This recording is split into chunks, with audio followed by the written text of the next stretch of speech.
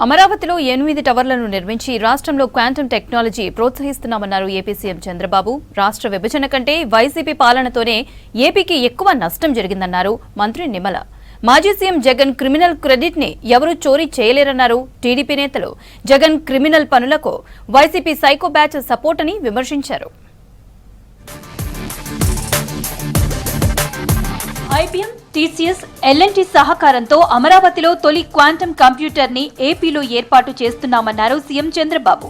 అమరావతిలో quantum valley నిర్మాణంపై నిర్వహించిన రౌండ్ టేబుల్ సమావేశానికి చీఫ్ గెస్ట్ గా హాజరయ్యారు CM. Quantum valley, quantum hardware ఉత్పత్తి ఎకోసిస్టమ్ పై మాట్లాడారు. రాజధాని అమరావతిలో 8 టవర్లను నిర్మించి క్వాంటమ్ టెక్నాలజీని ప్రోత్సహిస్తామని చెప్పారు. రాష్ట్ర విభజన, వైసీపీ దివాలా పాలన తర్వాత ఇప్పుడిప్పుడే రాష్ట్ర పరిస్థితి మెరుగవుతోందన్నారు మంత్రి నిమ్మల రామానాయుడు. రాష్ట్ర విభజన కంటే వైసీపీ పాలనతోనే ఎక్కువ నష్టం జరిగిందన్నారు. కర్నూలు కలెక్టరేట్ లో బడ్జెట్ అవుట్ రీచ్ కార్యక్రమంలో మంత్రి టీజీ భరత్ తో కలిసి పాల్గొన్నారు నిమ్మల. సంపద సృష్టిస్తూ ప్రజలకు సంపద పంచేలా చంద్రబాబు పాలన సాగుతోందని తెలిపారు. ఆర్థికంగా అత్యంత క్లిష్టమైనటువంటి పరిస్థితిని గత 5 సంవత్సరాల పాలన మాకు వారసత్వంగా ఇచ్చినటువంటి పరిస్థితి. 2024లో ఆర్థిక పరిస్థితి చూస్తే వెంటిలేటర్ మీద ఉన్నటువంటి ఆర్థిక పరిస్థితి, ఆ యొక్క వెంటిలేటర్ మీద ఉన్నటువంటి ఆర్థిక వ్యవస్థని ప్రస్తుతానికి ఐసీయూలోకి తీసుకొచ్చాం. మాజీ సీఎం జగన్ క్రిమినల్ క్రెడిట్ ని ఎవరూ చోరీ చేయలేరన్నారు మంత్రి కొల్లు రవీంద్ర. జగన్ కి తెలిసింది క్రిమినల్ పనులు, నేరాలు, దోపిడీ, విధ్వంసమే అని చెప్పారు. జగన్ క్రిమినల్ పనులకు వైసీపీ సైకో బ్యాచ్ వంత పాడుతోందన్నారు. ఇక మాజీ మంత్రి పేర్ని నాని ఒక బఫూన్ అన్నారు కొల్లు రవీంద్ర. అక్రమాలకు పాల్పడితే ఎంతటి వారినైనా వదిలిపెట్టే ప్రసక్తి లేదని హెచ్చరించారు. జగన్మోహన్ రెడ్డి మాట్లాడినటువంటి అబద్ధాలు ఇవాళ ఎదుటి వారి మీద బురద జల్లే కార్యక్రమాలు తప్ప ఆయన చేసింది చెప్పుకోవడానికి ఏమీ లేదు.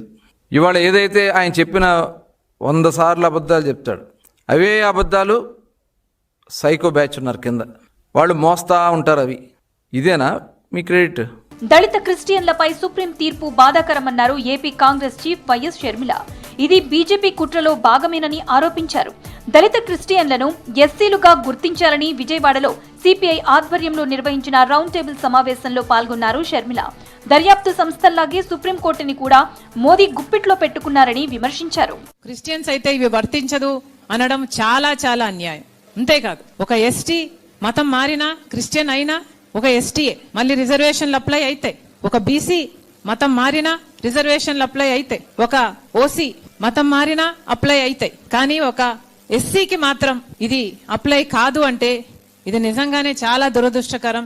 ఇది ఎవరూ కూడా అంగీకరించలేదు. ఏ కులం వాళ్ళు కూడా ఇది న్యాయం అని చెప్పారు అంటే వాళ్ళు బయస్డ్ గా చెప్తున్నారనే అర్థం. తిరుమల కల్తీ నెయ్యి కేసులో విచారణ గడువు పొడిగించాలని ఏపీ సర్కార్కు లేఖ రాసింది ఏకసభ్య కమిషన్. ఏప్రిల్ 30 వరకు గడువు పొడిగించాలని ప్రభుత్వానికి విజ్ఞప్తి చేశారు చైర్మన్ దినేష్ కుమార్. వరుస సెలవులు, విచారణకు పలువురు అందుబాటులో లేకపోవడంతో గడువు పెంచాలని కోరారు. కల్తీ నెయ్యి కేసులో ఫిబ్రవరి 20న ఏకసభ్య కమిషన్ ఏర్పాటు చేసింది ఏపీ సర్కార్. 45 రోజుల్లోగా నివేదిక ఇవ్వాలని ఆదేశించింది. అయితే విచారణ పూర్తి కాకపోవడంతో నివేదిక సమర్పించేందుకు మరికొంత సమయం ఇవ్వాలని ప్రభుత్వానికి లేఖ రాశారు చైర్మన్.